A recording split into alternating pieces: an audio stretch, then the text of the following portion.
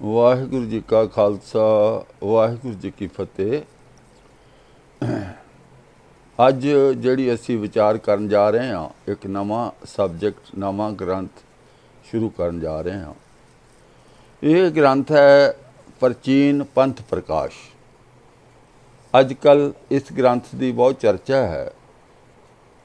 ਅਕਾਲ ਤਖਤ ਦੇ ਕਾਰਜਕਾਰੀ ਜਥੇਦਾਰ ਗਿਆਨੀ ਹਰਪ੍ਰੀਤ ਸਿੰਘ ਹੋਣਾ ਨੇ ਇਸ ਗ੍ਰੰਥ ਨੂੰ ਆਧਾਰ ਬਣਾ ਕੇ ਸਿੱਖ ਸਮਾਜ ਦੇ ਸਾਹਮਣੇ ਕੁਝ ਨਵੇਂ ਵਿਚਾਰ ਰੱਖੇ ਹਨ। ਇਸ ਗ੍ਰੰਥ ਵਿੱਚੋਂ ਹੀ ਉਹਨਾਂ ਦੱਸਿਆ ਕਿ ਸਿੱਖ ਜਿਹੜਾ ਵੱਖਰੇ ਦਾ ਝਟਕਾ ਕਰਕੇ ਖਾ ਸਕਦਾ ਹੈ। ਮੇਰੇ ਮਨ ਵਿੱਚ ਵੀ ਵਿਚਾਰ ਆਇਆ ਕਿ ਠੀਕ ਹੈ, ਇਹਨਾਂ ਗ੍ਰੰਥ ਸ਼ੁਰੂ ਕੀਤਾ ਹੈ, ਅਸੀਂ ਇਸ ਗ੍ਰੰਥ ਦੇ ਬਾਰੇ ਕੁਝ ਵਿਚਾਰ ਕਰਾਂਗੇ। ਪਹਿਲਾਂ ਅਸੀਂ ਬਚਿੱਤਰ ਨਾਟਕ, ਜਿਸ ਨੂੰ ਦਸਮ ਗ੍ਰੰਥ ਕਹਿੰਦੇ ਨੇ, ਅਤੇ ਉਸ ਤੋਂ ਪਹਿਲਾਂ ਅਸੀਂ ਜੋ ਹੈ ਸੂਰਜ ਪ੍ਰਕਾਸ਼ ਗ੍ਰੰਥ, ਜੋ ਕਵੀ ਸੰਤੋਖ ਸਿੰਘ ਦਾ ਲਿਖਿਆ ਹੋਇਆ, ਉਸ ਦੇ ਬਾਰੇ, ਇਹਨਾਂ ਦੋਨਾਂ ਗ੍ਰੰਥਾਂ ਦੇ ਬਾਰੇ ਕਾਫੀ ਵਿਚਾਰ ਚਰਚਾ ਕਰ ਚੁੱਕੇ ਹਾਂ। ਅੱਜ ਦਾ ਜਿਹੜਾ ਪ੍ਰਸੰਗ ਅਸੀਂ ਲੈਣਾ ਹੈ, ਸਰਦਾਰ ਰਤਨ ਸਿੰਘ ਭੰਗੂ ਦੇ ਲਿਖੇ ਗ੍ਰੰਥ ਪ੍ਰਾਚੀਨ ਪੰਥ ਪ੍ਰਕਾਸ਼ ਵਿੱਚੋਂ। ਉਹ ਪ੍ਰਸੰਗ ਹੈ ਜੋ ਸਿੱਖ ਧਰਮ ਦੇ ਵਿੱਚ ਇੱਕ ਖਾਸ ਇਤਿਹਾਸਕ ਮਹੱਤਤਾ ਵਾਲਾ ਦਿਨ, ਜਿਸ ਦਿਨ ਖਾਲਸਾ ਪ੍ਰਗਟ ਕੀਤਾ ਗਿਆ। ਕਿਉਂਕਿ ਸਾਨੂੰ ਬਹੁਤ ਹੀ ਬੁਰੀ ਤਰ੍ਹਾਂ ਗੁੰਮਰਾਹ ਕੀਤਾ ਜਾਂਦਾ ਹੈ। ਇਹ ਦੱਸਿਆ ਜਾਂਦਾ ਹੈ ਕਿ ਇਹ ਜਿਹੜੇ ਗ੍ਰੰਥ ਨੇ, ਇਹ ਸਾਡੇ ਇਤਿਹਾਸਕ ਸਰੋਤ ਹਨ, ਔਰ ਤਰੀਕਾ ਇਹ ਵਰਤਿਆ ਜਾਂਦਾ ਹੈ ਕਿ ਕਿਸੇ ਗ੍ਰੰਥ ਨੂੰ ਸ਼ੁਰੂ ਕਰਨ ਤੋਂ ਪਹਿਲਾਂ ਉਸ ਦੇ ਕਰਤਾ ਵਿਦਵਾਨ ਦੇ ਬਾਰੇ ਬਹੁਤ ਹੀ ਭੂਮਿਕਾ ਬੰਨ੍ਹੀ ਜਾਂਦੀ ਹੈ। ਉਸ ਦੇ ਪਰਿਵਾਰ ਬਾਰੇ, ਉਸ ਦੇ ਪਿਛੋਕੜ ਦੇ ਬਾਰੇ, ਅਸਲ ਵਿੱਚ ਇਹ ਸਭ ਕੁਝ ਦਾ ਕਾਰਨ ਕੀ ਹੈ। ਇਹਨਾਂ ਗ੍ਰੰਥਾਂ ਨੂੰ ਸਾਡੇ ਉੱਤੇ ਲੋਡ ਕਰਨਾ, ਲੱਦਣਾ, ਭਾਰ ਪਹਿਲਾਂ ਇੰਨਾ ਪਾ ਦੇਣਾ ਕਿ ਕੋਈ ਕੁਛ ਨਾ ਸਕੇ, ਕੋਈ ਸਵਾਲ ਨਾ ਕਰ ਸਕੇ। ਪਰ ਮੈਂ ਇਸ ਗ੍ਰੰਥ ਦੀ ਵੀ ਸੱਚਾਈ ਤੁਹਾਡੇ ਸਾਹਮਣੇ ਰੱਖ ਦੇਣੀ ਹੈ। ਅੱਗੇ ਤੁਹਾਡੀ ਮਰਜ਼ੀ ਹੈ ਕਿ ਇਸ ਨੂੰ ਕਿਸ ਤਰ੍ਹਾਂ ਸਮਝਣਾ ਹੈ। ਅੰਮ੍ਰਿਤ ਸੰਚਾਰ ਦੀ ਗੱਲ ਹੈ। ਇਹ ਹੈ, ਕੇਸਗढ़ श्री खालसे को पंथ की उत्पत्ति की साखी। असी पढ़ते हाँ दोहरा, इतनी बात विचार कर हुती बात लई चीन, सतगुरु वह श्री केसगढ़ उद्यम सौकीन। केसगढ़ के स्थान पर बैठ के उद्यम की कीता, ਅੰਮ੍ਰਿਤ ਸੰਚਾਰ ਕਰਨਾ ਸੀ, ਪੰਜ ਪਿਆਰਿਆਂ ਨੂੰ ਪ੍ਰਗਟ, ਖਾਲਸਾ ਪੰਥ ਨੂੰ ਪ੍ਰਗਟ ਕਰਨਾ ਸੀ। ਅਤੇ ਕਵੀ ਜੀ ਕਹਿ ਰਹੇ ਨੇ, ਰਤਨ ਸਿੰਘ ਜੀ ਭੰਗੂ, ਕਿ ਗੁਰੂ ਗੋਬਿੰਦ ਸਿੰਘ ਜੀ ਕੇਸਗੜ੍ਹ ਦੇ ਸਥਾਨ 'ਤੇ ਬੈਠ ਕੇ ਉਹਨਾਂ ਨੇ ਉਦਮ ਕੀਤਾ। ਕੰਮ ਸ਼ੁਰੂ ਕਿੱਦਾਂ ਕੀਤਾ? ਅਸੀਂ ਕੋਈ ਬਿਲਡਿੰਗ ਬਣਾਉਂਦੇ ਹਾਂ ਤਾਂ ਉਸ ਦੀ ਆਧਾਰ ਨੀਂਹ ਰੱਖਦੇ ਹਾਂ। ਨੀਂਹ ਦੇ ਨੂੰ ਇਤਨਾ ਮਜ਼ਬੂਤ ਬਣਾਉਂਦੇ ਹਾਂ ਕਿ ਅੱਗੋਂ 2 ਮੰਜ਼ਲਾਂ, 4 ਮੰਜ਼ਲਾਂ, 10 ਮੰਜ਼ਲਾਂ ਬਣਾਉਣਾ ਹੋਵੇ, ਕਿਉਂਕਿ ਨੀਂਹ ਬਾਰ-ਬਾਰ ਉੱਤੇ ਮਕਾਨ ਦੀ ਰਿਪੇਅਰ ਹੋ ਸਕਦੀ ਹੈ, ਪਰ ਨੀਂਹ ਜਿਹੜੀ ਹੁੰਦੀ ਹੈ ਉਸ ਅਗਰ ਮਜ਼ਬੂਤ ਨਹੀਂ ਆ, ਅਗਰ ਨੀਂਹ ਜਿਹੜੀ ਹੈ ਰੇਤ ਦੀ ਢੇਰੀ 'ਤੇ ਰੱਖੀ ਗਈ ਹੈ, ਅਤੇ ਮਕਾਨ ਉੱਤੇ ਜਿੰਨਾ ਮਰਜ਼ੀ ਸੋਹਣਾ ਬਣਾ ਲਓ, ਉਹ ਟਿਕਣਾ ਨਹੀਂ, ਉਹ ਕਰੈਕ ਹੋ ਜਾਣਾ, ਟੁੱਟ ਜਾਣਾ, ਡਿੱਗ ਪੈਣਾ।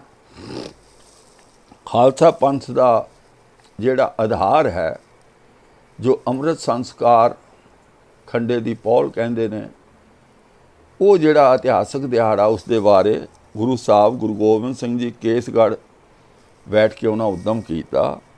ਪਹਿਲਾ ਕੰਮ ਕੀ ਕੀਤਾ? ਸੱਡ ਪੰਡਤ ਵੱਡ ਜੋਤ ਕੀ ਮਹੂਰਤ ਖੂਬ ਕਢਾਏ। ਗੁਰੂ ਗੋਬਿੰਦ ਸਿੰਘ ਜੀ ਨੇ ਪੰਡਤਾਂ ਨੂੰ ਸੱਦਿਆ, ਜੋਤਸ਼ੀਆਂ ਨੂੰ ਸੱਦਿਆ, ਅਤੇ ਉਹਨਾਂ ਤੋਂ ਮਹੂਰਤ ਕੱਢਿਆ ਕਿ ਮੈਂ ਇੱਕ ਬਹੁਤ ਵੱਡਾ ਕੰਮ ਕਰਨ ਜਾ ਰਿਹਾ, ਅਤੇ ਤੁਸੀਂ ਮੈਨੂੰ ਦੱਸੋ ਕਿਹੜੇ ਦਿਨ ਕਰਾਂ। ਇਹ ਮਤਲਬ ਸਾਡਾ ਜਿਹੜਾ ਖਾਲਸਾ ਪੰਥ ਦਾ ਮਹਿਲ ਹੈ ਨਾ, ਉਹ ਰੇਤ ਦੀ ਢੇਰੀ ਦੇ ਉੱਤੇ ਉਸ ਦੀ ਨੂੰਹ ਰੱਖੀ ਹੈ ਕਿ ਜੇਕਰ ਅੰਮ੍ਰਿਤ ਸੰਸਕਾਰ ਲਈ ਗੁਰੂ ਗੋਬਿੰਦ ਸਿੰਘ ਜੀ ਦੇ ਮੁਖ ਵਿੱਚੋਂ ਕਵੀ ਇਹ ਕਢਵਾ ਰਿਹਾ ਕਿ ਉਹਨਾਂ ਨੇ ਪੰਡਤਾਂ ਤੋਂ ਪੁੱਛ ਪਵਾਈ, ਚੰਗੇ ਮਾੜੇ ਦਿਨ ਦੀ ਪਰਖ ਕਰਵਾਈ, ਜੋਤਸ਼ੀਆਂ ਨੂੰ ਸੱਦਿਆ, ਉਹਨਾਂ ਤੋਂ ਪੁੱਛਿਆ ਕਿ ਅੰਮ੍ਰਿਤ ਕਦੋਂ ਸੰਚਾਰ ਕਰੀਏ, ਅੰਮ੍ਰਿਤ ਕਦੋਂ ਛਕਾਈਏ, ਖਾਲਸਾ ਪੰਥ ਦੀ ਸਿਰਜਣਾ ਕਦੋਂ ਕਰੀਏ, ਖਾਲਸਾ ਪੰਥ ਨੂੰ ਪ੍ਰਗਟ ਕਦੋਂ ਕਰੀਏ। ਕਿਉਂਕਿ ਖਾਲਸਾ ਪੰਥ ਨਾਲ ਗੁਰੂ ਨਾਨਕ ਪਾਤਸ਼ਾਹ ਨੇ ਹੀ ਮਾਰਿਆ ਸਿੱਕਾ ਜਗਤ ਵਿੱਚ, ਨਾਨਕ ਨਿਰਮਲ ਪੰਥ ਚਲਾ ਦਿੱਤਾ ਸੀ। ਹੁਣ ਉਸ ਦੀ ਫਾਈਨਲ ਕਰਨਾ ਸੀ, ਆਖਰੀ ਇਮਤਿਹਾਨ ਸੀ, ਪ੍ਰਗਟ ਹੋਣਾ ਸੀ ਖਾਲਸੇ ਨੇ।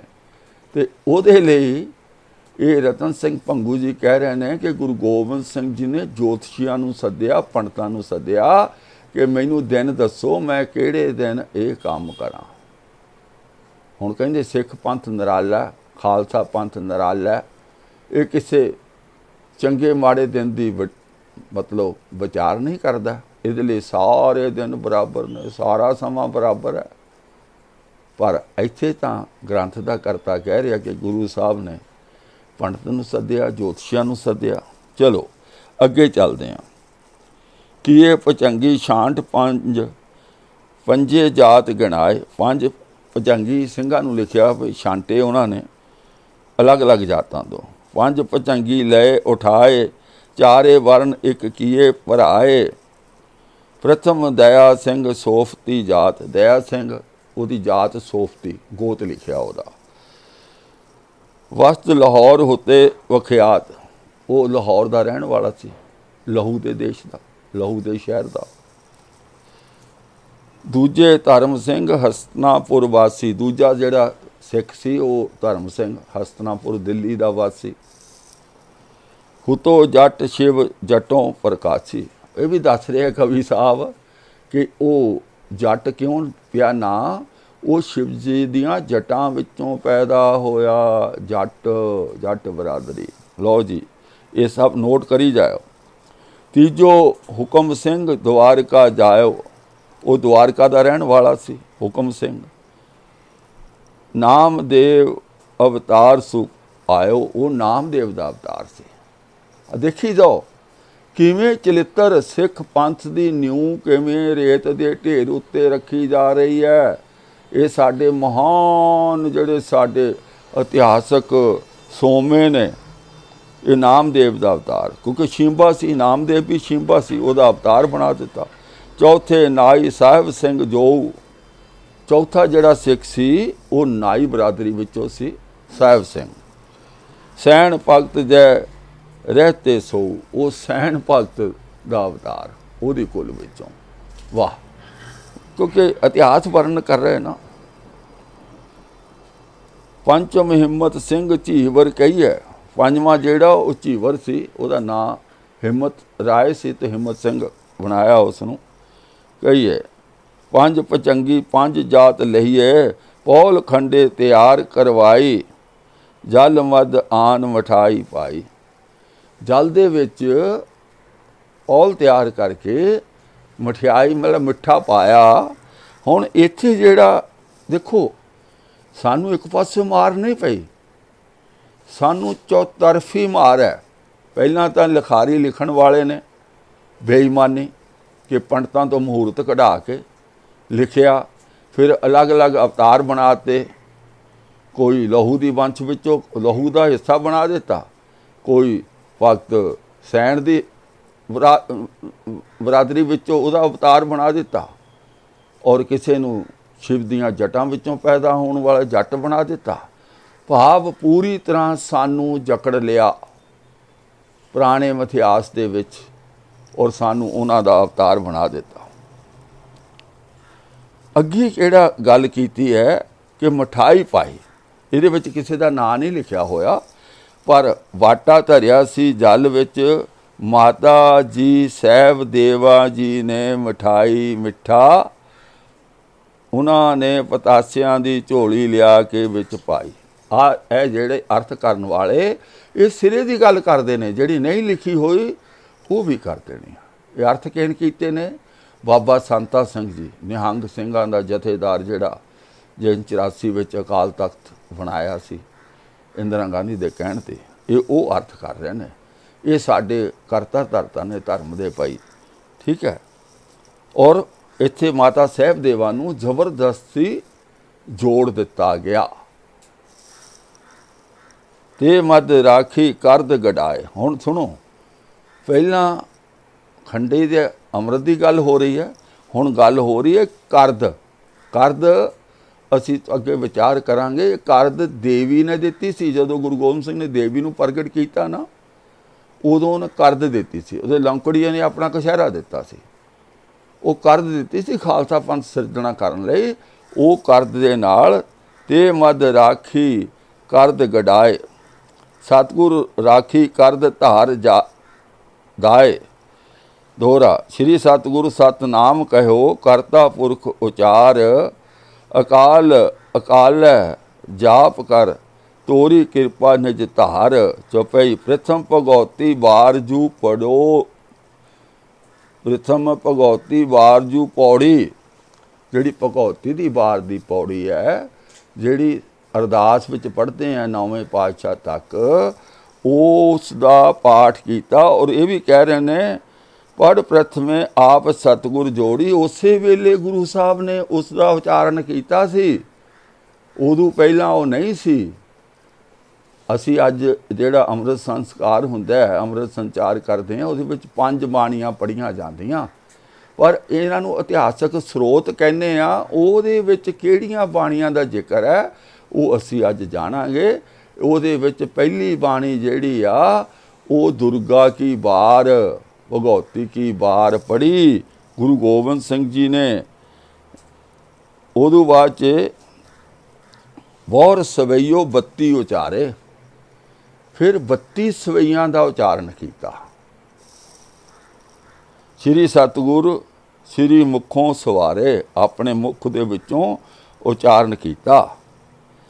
ਤੇਜ ਤੇਜ ਜੋ ਚੰਡੀ ਬਾਣੀ, ਜੋ ਚੰਡੀ ਦੀ ਬਾਣੀ ਤੇਜ ਤੇਜ ਹੈ, ਤਿਰਪੰਗੀ ਛੰਦ। ਫਿਰ ਚੰਡੀ ਦੀ ਬਾਣੀ ਪੜ੍ਹੀ। ਇੱਥੇ ਹੁਕਮ ਇਹ ਹੈ ਕਿ ਚੰਡੀ ਦੀ ਬਾਣੀ ਜਿਹੜੀ ਹੈ ਉਹ ਖੜੇ ਹੋ ਕੇ ਪੜ੍ਹਨੀ ਹੈ।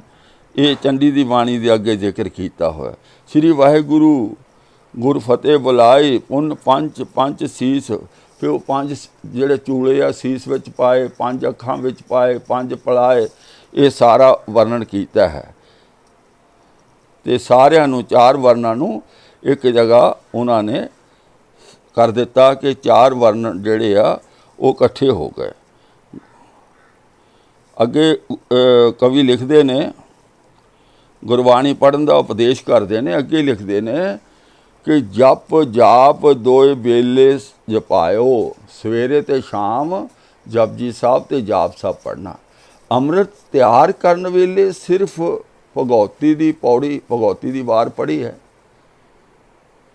ਔਰ ਨਾਲ 32 ਸਵਈਏ ਪੜ੍ਹੇ ਆ। ਨਾ ਉੱਥੇ ਜਪਜੀ ਸਾਹਿਬ ਪੜ੍ਹਿਆ, ਨਾ ਜਾਪ ਸਾਹਿਬ ਪੜ੍ਹਿਆ, ਨਾ ਉੱਥੇ ਆਨੰਦ ਸਾਹਿਬ ਪੜ੍ਹਿਆ, ਨਾ ਉੱਥੇ ਬੇਨਤੀ ਚੌਪਈ ਪੜ੍ਹੀ। ਕੋਈ ਬਾਣੀ ਨਹੀਂ ਪੜ੍ਹੀ। 32 ਸਵਈਏ ਪੜ੍ਹੇ ਆ ਉਹ ਭਗਉਤੀ ਦੀ ਵਾਰ ਪੜ੍ਹੀ ਹੈ। ਇਹ ਪ੍ਰਾਚੀਨ ਪੰਥ ਪ੍ਰਕਾਸ਼ ਦਾ ਕਰਤਾ ਰਤਨ ਸਿੰਘ ਭੰਗੂ ਜੀ ਲਿਖ ਰਹੇ ਨੇ। ਅੱਗੇ ਉਹ ਜਿਹੜੀ ਗੱਲ ਹੋਰ ਇੱਕ ਨੋਟ ਕਰਨ ਵਾਲੀ ਹੈ ਕਿ ਹੁਣ ਤੱਕ ਜਿਹੜਾ ਸਾਡਾ ਅਸੀਂ ਸਮਝਦੇ ਹਾਂ, ਇਹ ਜਿਹੜੀ ਖੰਡੇ ਦੀ ਪੌਲ ਤਿਆਰ ਕੀਤੀ ਗਈ ਹੈ ਔਰ ਖਾਲਸਾ ਪੰਥ ਪ੍ਰਗਟ ਕੀਤਾ ਗਿਆ, ਇਹ ਸਨ 1699 ਈਸਵੀ ਵਿੱਚ ਹੋਇਆ। ਪਰ ਇਸ ਗ੍ਰੰਥ ਦਾ ਕਰਤਾ ਇਹ ਲਿਖ ਰਿਹਾ ਕਿ ਇਹ ਜਿਹੜਾ ਕੰਮ ਹੈ ਇਹ ਸੰਮਤ 1752 ਵਿੱਚ ਹੋਇਆ। 1752 ਤੋਂ ਅਸੀਂ ਅਗਰ 57 ਸਾਲ ਮਿਹਨਤ ਕਰਦੇ ਹਾਂ, ਇਹ ਬਣਦਾ ਹੈ 1695। ਸੋ ਪ੍ਰਾਚੀਨ ਪੰਥ ਪ੍ਰਕਾਸ਼ ਅਨੁਸਾਰ ਜਿਹੜਾ ਖਾਲਸੇ ਪੰਥ ਦੀ ਸਿਰਜਣਾ ਹੈ ਉਹ 1699 ਈਸਵੀ ਵਿੱਚ ਨਹੀਂ ਹੋਈ, ਉਹ ਹੋਈ ਹੈ 1695 ਈਸਵੀ ਵਿੱਚ। ਹੁਣ ਤੁਸੀਂ ਮੈਨੂੰ ਇਹ ਦੱਸੋ ਕਿ ਅਗਰ ਇਹ ਸਾਡੇ ਇਤਿਹਾਸਕ ਸਰੋਤ ਹਨ ਤਾਂ ਫਿਰ ਅਸੀਂ ਕੀ ਸਮਝੀਏ ਕਿ ਜਿਹੜਾ ਖਾਲਸਾ ਪੰਥ ਦੀ ਸਿਰਜਣਾ ਹੈ ਉਹ ਤਾਂ 1695 ਈਸਵੀ ਵਿੱਚ ਹੋਈ। ਇਹਨਾਂ ਗ੍ਰੰਥਾਂ ਵਿੱਚ ਜਿਹੜਾ ਸਮ ਬਹੁਤ ਘੱਟ ਦਿੱਤੇ ਹੋਏ, ਸੰਮਤ ਬਹੁਤ ਘੱਟ ਜੇ ਦਿੱਤੇ ਆ ਉਹ ਗਲਤ ਹੈ। ਇਤਿਹਾਸ ਦੇ ਵਿੱਚ ਤਰੀਕਾਂ ਜ਼ਰੂਰੀ ਹੁੰਦੀਆਂ ਹਨ। ਅਗਰ ਤਰੀਕਾਂ ਦਿੱਤੀਆਂ ਹੀ ਨਹੀਂ, ਅਗਰ ਜਿਹੜੀਆਂ ਦਿੱਤੀਆਂ ਉਹ ਵੀ ਗਲਤ ਨੇ, ਫਿਰ ਇਹ ਇਤਿਹਾਸਕ ਸੋਮੇ ਕਿਵੇਂ ਬਣ ਗਏ। ਔਰ ਹੋਰ ਇੱਕ ਗੱਲ ਦੱਸ ਦੇਵਾਂ ਕਿ ਇਹ ਜਿਹੜੇ ਗ੍ਰੰਥ ਨੇ ਪ੍ਰਾਚੀਨ ਪੰਥ ਪ੍ਰਕਾਸ਼ ਜਾਂ ਗੁਰਪ੍ਰਤਾਪ ਸੂਰਜ ਗ੍ਰੰਥ, ਇਹ ਇਸ ਘਟਨਾ ਤੋਂ 135-40 ਸਾਲ ਬਾਅਦ ਵਿੱਚ ਲਿਖੇ ਗਏ ਨੇ। 1699 ਵਿੱਚ ਅੰਮ੍ਰਿਤ ਸੰਚਾਰ ਹੋਇਆ। ਇਹ ਗ੍ਰੰਥ ਲਿਖੇ ਗਏ ਨੇ 1842 ਤੇ 43 ਦੇ ਵਿੱਚ। ਅੰਦਾਜ਼ਾ ਲਗਾਓ 1600, 1700, 1800, 140-45 ਸਾਲ ਬਾਅਦ ਵਿੱਚ ਇਹ ਗ੍ਰੰਥ ਲਿਖੇ ਗਏ। ਫਿਰ ਕੋਈ ਪ੍ਰਮਾਣ ਨਹੀਂ ਆ। ਹੁਣ ਅਸੀਂ ਇਸ ਨੂੰ ਜਾਣਨ ਲਈ ਪੜ੍ਹਦੇ ਹਾਂ ਸੂਰਜ ਪ੍ਰਕਾਸ਼ ਗ੍ਰੰਥ। ਸੂਰਜ ਪ੍ਰਕਾਸ਼ ਗ੍ਰੰਥ ਵਿੱਚ ਅੰਮ੍ਰਿਤ ਸੰਚਾਰ ਦੀ ਜਿਹੜੀ ਗੱਲ ਹੈ, ਉਹਨਾਂ ਨੂੰ ਉਪਦੇਸ਼ ਦਿੱਤਾ, ਵਾਹਿਗੁਰੂ ਕਹੋ ਵਿਸ਼ੇਸ਼ ਸਿੱਖ ਭਾਵ ਪੰਜ ਪਿਆਰੇ ਹੱਥ ਜੋੜ ਕੇ ਖੜੇ ਹੋ ਗਏ। ਪਹਿਲਾਂ ਜਪਜੀ ਸਾਹਿਬ ਦਾ ਪਾਠ ਕੀਤਾ, ਫਿਰ ਆਪ ਨੇ ਸਵਈਏ ਪੜ੍ਹੇ। ਸੂਰਜ ਪ੍ਰਕਾਸ਼ ਦਾ ਗ੍ਰੰਥ ਦਾ ਕਰਤਾ ਕਵੀ ਸੰਤੋਖ ਸਿੰਘ ਲਿਖ ਰਿਹਾ ਕਿ ਜਦੋਂ ਅੰਮ੍ਰਿਤ ਦਾ ਬਾਟਾ ਤਿਆਰ ਕੀਤਾ ਨਾ, ਉਹ ਕਹਿੰਦੇ ਪਹਿਲਾਂ ਤਾਂ ਸੁੱਚਾ ਜਲ ਲਿਆਏ ਸਤਲੁਜ ਦਰਿਆ ਤੋਂ, ਇੱਕ ਭਾਂਡੇ ਵਿੱਚ ਪਾਇਆ, ਤਾਂ ਫਿਰ ਗੁਰੂ ਸਾਹਿਬ ਨੇ ਪੰਜ ਪਿਆਰੇ ਖੜੇ ਹੋ ਗਏ। ਉਹ ਇੱਕ ਦਿਨ ਪਹਿਲਾਂ ਉਹਨਾਂ ਦਾ ਇਮਤਿਹਾਨ ਹੋ ਗਿਆ ਸੀ ਇਸ ਗ੍ਰੰਥ ਅਨੁਸਾਰ। ਅਗਲੇ ਦਿਨ ਇਹ ਅੰਮ੍ਰਿਤ ਸੰਚਾਰ ਹੋਇਆ। ਉਹ ਖੜੇ ਹੋ ਗਏ, ਗੁਰੂ ਸਾਹਿਬ ਨੇ ਜਪਜੀ ਸਾਹਿਬ ਪੜ੍ਹਿਆ ਅਤੇ ਉਸ ਤੋਂ ਬਾਅਦ ਜੇ ਸਵਈਏ ਪੜ੍ਹੇ। ਸਵਈਏ ਲਿਖਿਆ ਨਹੀਂ ਕਿਹੜੇ, ਕਿਉਂਕਿ ਸਾਨੂੰ ਪਤਾ ਹੈ ਕਿ ਗੁਰੂ ਗ੍ਰੰਥ ਸਾਹਿਬ ਵਿੱਚ ਵੀ ਸਵਈਏ ਲਿਖੇ ਹੋਏ ਨੇ। ਅਖੀਰ ਵਿੱਚ ਭੱਟਾਂ ਦੇ ਸਵਈਏ ਵੀ ਨੇ ਔਰ ਗੁਰੂ ਸਾਹਿਬਾਨ ਦੇ ਮੁੱਖ ਵਾਕ ਸਵਈਏ ਵੀ ਨੇ। ਹੁਣ ਕਿਹੜੇ ਸਵਈਏ ਪੜ੍ਹੇ ਇੱਥੇ ਜ਼ਿਕਰ ਨਹੀਂ, ਪਰ ਇੱਕ ਗੱਲ ਸਪਸ਼ਟ ਹੈ, ਨਾ ਤਾਂ ਇੱਥੇ ਜਾਪ ਸਾਹਿਬ ਪੜ੍ਹਿਆ, ਨਾ ਇੱਥੇ ਬੇਨਤੀ ਚੌਪਈ ਪੜ੍ਹੀ, ਨਾ ਇੱਥੇ ਆਨੰਦ ਸਾਹਿਬ ਦੀਆਂ 5 ਪੌੜੀਆਂ ਪੜ੍ਹੀਆਂ। ਆਨੰਦ ਸਾਹਿਬ 5 ਪੌੜੀਆਂ ਆਨੰਦ ਸਾਹਿਬ ਦੀਆਂ ਪੜ੍ਹੀਆਂ। ਅੰਮ੍ਰਿਤ ਦਾ ਬਹੁਤ ਤੇਜ਼ ਵਧਿਆ ਹੈ ਤੇ ਇੱਥੇ ਸਿਰਫ 3 ਬਾਣੀਆਂ ਪੜ੍ਹੀਆਂ, ਜਪਜੀ ਸਾਹਿਬ, ਸਵਈਏ ਤੇ ਆਨੰਦ ਸਾਹਿਬ ਦੀਆਂ 5 ਪੌੜੀਆਂ। ਜਾਪ ਸਾਹਿਬ ਨਹੀਂ ਪੜ੍ਹਿਆ, ਬੇਨਤੀ ਚੌਪਈ ਨਹੀਂ ਪੜ੍ਹੀ। ਦੇਖੀ ਜਾਓ ਹੁਣ ਫੈਸਲਾ ਕਿਸੇ ਨੇ ਕੀ ਕਰਨਾ, ਵਿਦਵਾਨਾਂ ਦਾ ਕੀ ਕੰਮ ਹੈ, ਇਹ ਤੁਸੀਂ ਸੋਚ ਲਓ। ਜਿਨ੍ਹਾਂ ਨੂੰ ਇਤਿਹਾਸਕ ਸੋਮੇ ਕਹਿੰਦੇ, ਹਾਲੇ ਅੱਗੇ ਦੇਖੋ ਇਹਦੇ ਵਿੱਚ ਕੀ ਲਿਖਿਆ। ਜਦੋਂ ਅੰਮ੍ਰਿਤ ਤਿਆਰ ਹੋ ਗਿਆ ਤੇ ਗੁਰੂ ਸਾਹਿਬ ਨੇ ਇੱਥੇ ਵੀ ਜਿਹੜਾ ਅੰਮ੍ਰਿਤ ਤਿਆਰ ਕੀਤਾ ਉਹ ਕਰਦ ਨਾਲ ਹੀ ਕੀਤਾ, ਖੰਡੇ ਨਾਲ ਨਹੀਂ ਕੀਤਾ। ਕਰਦ ਦੀ ਫੇਰੀ ਹੈ। ਕਿਹੜੀ ਕਰਦ? ਜਿਹੜੀ ਦੇਵੀ ਨੇ ਦਿੱਤੀ ਸੀ, ਉਹੀ ਕਰਦ ਫੇਰੀ ਆ, ਇਹਦੇ ਵਿੱਚ ਲਿਖਿਆ ਹੋਇਆ। ਫਿਰ ਗੁਰੂ ਸਾਹਿਬ ਨੇ ਜਦੋਂ ਅੰਮ੍ਰਿਤ ਤਿਆਰ ਹੋਇਆ, ਇੱਕ ਬਾਟੇ ਵਿੱਚ, ਇੱਕ ਬਰਤਨ ਵਿੱਚ ਪਾ ਕੇ, ਉੱਥੇ 2 ਚਿੜੇ ਸੀ, ਉਹਨਾਂ ਅੱਗੇ ਰੱਖ ਦਿੱਤਾ। ਚਿੜਿਆਂ ਨੇ ਅੰਮ੍ਰਿਤ ਪੀਤਾ, ਇੰਨਾ ਜੋਸ਼ ਆ ਗਿਆ ਕਹਿੰਦੇ, ਤੇ ਉਹ ਇੱਕ ਦੂਜੇ ਨੂੰ ਉਹਨਾਂ ਨੇ ਛਿੱਲ ਕੇ ਲਹੂ ਲਹਾਨ ਕਰਕੇ ਮਾਰ ਦਿੱਤਾ। ਤੇ ਇਹ ਸਾਰੇ ਜਿਹੜਾ ਕਵੀ ਸੰਤੋਖ ਸਿੰਘ ਦੇ ਇਤਿਹਾਸ ਦਾ, ਇਹ ਹੁਣ ਮੈਂ ਜ਼ਿਕਰ ਕਰ ਰਿਹਾ ਸੂਰਜ ਪ੍ਰਕਾਸ਼ ਗ੍ਰੰਥ ਦਾ। ਪਹਿਲਾਂ ਆਪਾਂ ਵਿਚਾਰ ਕੀਤੀ ਹੈ ਪ੍ਰਾਚੀਨ ਪੰਥ ਪ੍ਰਕਾਸ਼ ਦੀ। ਤੇ ਰਾਮ ਕੋਇਰ ਜਿਹੜਾ ਇਹ ਸਾਰੇ ਗ੍ਰੰਥਾਂ ਦਾ ਆਧਾਰ ਜਿਸ ਨੂੰ ਬਣਾਇਆ ਗਿਆ ਕਵੀ ਸੰਤੋਖ ਸਿੰਘ ਨੇ, ਉਹ ਕਹਿੰਦਾ ਮੈਂ ਉਦੋਂ ਛੋਟਾ ਸੀ, ਮੈਂ ਭੱਜਾ ਕਹਿੰਦਾ ਮਾਤਾ ਜੀ ਕੋ ਗਿਆ। ਕਿਹਦੇ ਕੋਲ? ਮਾਤਾ ਜੀ ਤੋਂ ਕੋਲ। ਉਹਨਾਂ ਨੂੰ ਮੈਂ ਸਾਰੀ ਕਹਾਣੀ ਦੱਸੀ ਵੀ ਗੁਰੂ ਸਾਹਿਬ ਨੇ ਤਾਂ ਕੋਈ ਐਸੀ ਚੀਜ਼ ਤਿਆਰ ਕਰ ਲਈ ਆ, ਉਹ ਇੰਨਾ ਜੋਸ਼ ਆ, ਚਿੜੇ ਲੜ ਕੇ ਮਰ ਗਏ। ਮਾਤਾ ਜੀ ਤੋਂ ਫਟਾਫਟ ਉਹਨਾਂ ਨੇ ਪਤਾਸੇ ਲਏ ਆਪਣੀ ਝੋਲੀ ਵਿੱਚ, ਤਾਂ ਉੱਥੋਂ ਚੱਲ ਪਏ। ਆਓ ਅਸੀਂ ਦੇਖਦੇ ਹਾਂ। एक बासन में तनक सु पायो, तिन आगे तर तवे प्यायो। भै वीर रस पीवत दो, युद्ध करन लागे मिल सो। वो जो दोनों चिड़े आ युद्ध करन लग गए। चुंज पंख पर हारन करही, वीर शरीर ना उर मैं तरही। उन्हें चुंझा मार मार के एक दूजे नूं मार दिता। बोर पड़त फेरत सु किरपाना, तो किरपान गुरु साहब फेरते रहे। पाय अमृत जो तेज निधाना, राम कोयर तै संतो। सुनिए बाल वेस मेरो तन जानिए। राम कौर जी कह रहे मैं बाल उम्र च सी, पर यह गल झूठी है, क्योंकि राम कौर जी गुरदित्ता जी के पुत्र सन। भाई गुरदित्ता जी के पुत्र सन, जो बाबा बुढ़ा जी के कुल विचों सन। उन्हां दी जो शहीदी है वो उदों हो गई, उन्हां दी मौत जदों गुरु तेग बहादुर जी शहीद होए 1675 ईस्वी विच। ते इन्हां दा जन्म राम कौर जी दा हैगा 1672 ईस्वी का। तो 1699 ईस्वी तक इन्हां दी उम्र 27 साल की सी। पता नहीं कवि संतोख सिंह उन्होंने बाल 27 उम्र दे नूं बाल ही समझते हैं। नौजवान 18 साल का बालग हो जाता, तो 27 साल 9 साल होर। पर खैर कहता मैं बालक सी, राम कौर जी कह रहे ने। तो मैं दौड़ के कहते ताए गयो मैं माता पास, जै बैठी जीतो सुख रास। तहाँ बैठ मैं सकल सुनाई, इस विद अमृत गुरु बनाई। मैं उन्होंने सारी गल दसी कि इस तरह गुरु साहब ने अमृत तैयार किया। कई बार मैं बड़ा हैरान होना कि की कहानी है। चटक आप मैं लड़ कर मरे, वो जड़े चिड़ी चिड़ा दोनों चिड़े है ना, आज भी लड़के मर गए। ते अगे की कहते ने, जीतो छुप मत कीन विचारण, पंथ खालसा सुत ए कारण।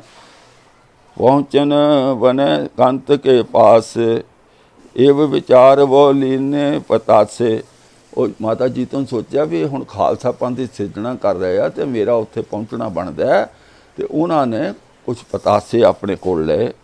करते चल आई तत्काला, अमृत जहाँ बनाए कृपाला।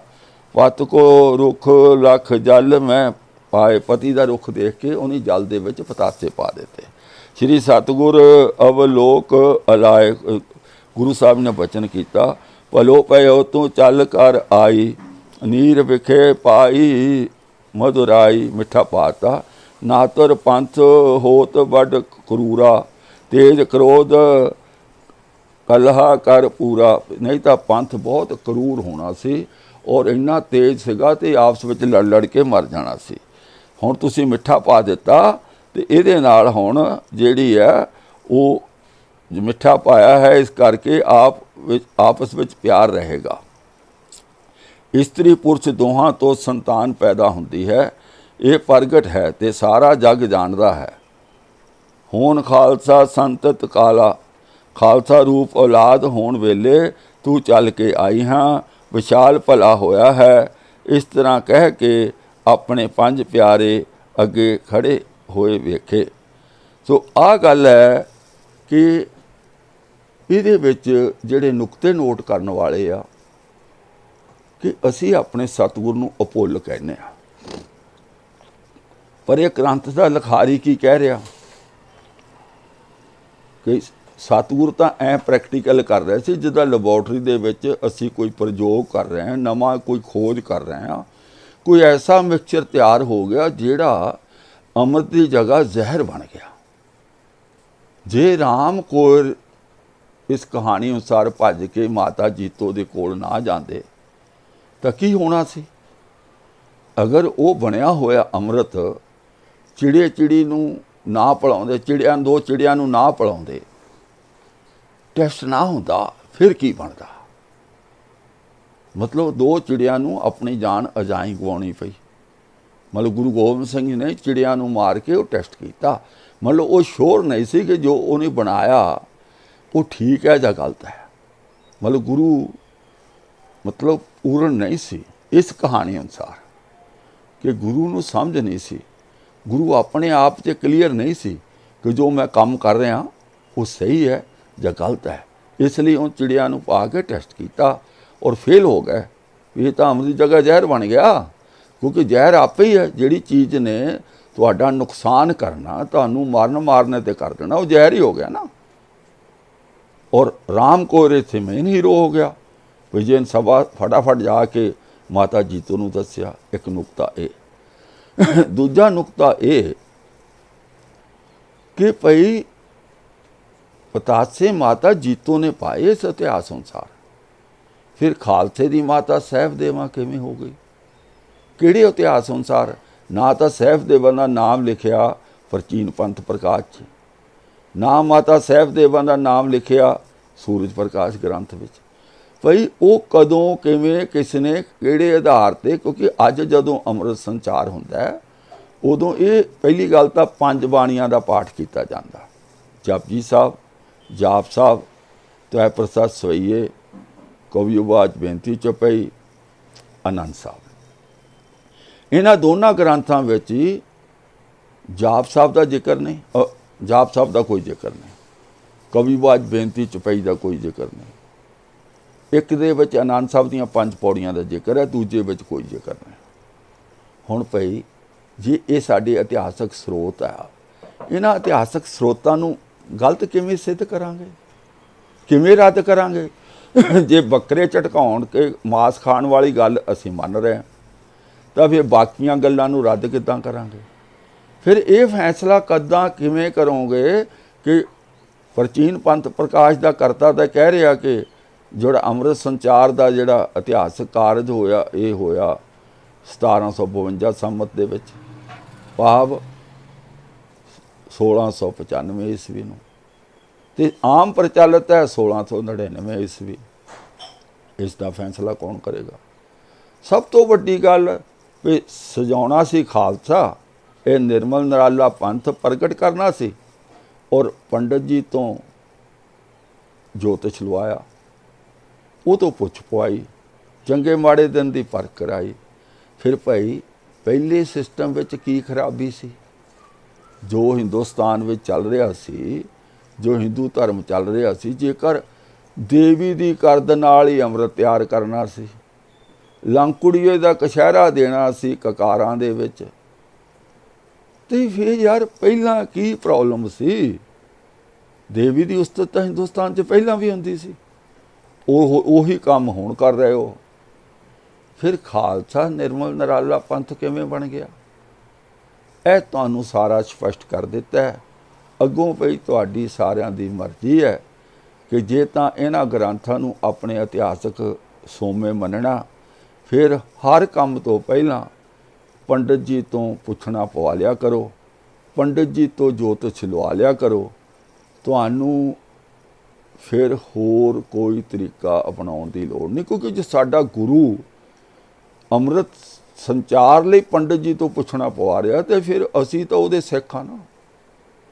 सीधे लफ्ज़ां विच कहां, ए जो गुरु दशमेश पिता तक सिੱਖੀ ਦਾ ਹੁਣ तक महल उसारिया सी, ए ग्रंथां ने इनकलूडिंग विचित्र नाटक 10 ग्रंथ, इन्हां ने रल के उस महल नूं तैस नैस करता, ढा ढेरी कर दिता। और साडे विद्वान जिहड़े आ वो जोर जबरदस्ती छोटे तो लैके अकाल तख्त सब तक सारे इस काम ते लगे हुए ने कि ये किवें सिੱਖੀ दियां जड़ां विच तेल दिता जावे। क्योंकि वो ग्रंथ नूं भई ऐ थोड़ी कर सकते हो भी जिथे तो बकरा झटकाउण दी गल उहनूं तां मन लिया, और जिथे अगे पंडित जी तो जोतिष लवाउण दी गल वो कहो जी इहनूं असीं मनदे ने, इदां किदां कर सकते हैं? नहीं हो सकता। सो आओ अज दी विचार इन्नी है, ये विचारां अगे चलदियां रहणगीਆਂ। प्राचीन पंथ प्रकाश तो अगे बहुत कुछ होर साडा समझण वाला असीं समझांगे। भुल्लां चूकां दी माफ़ी।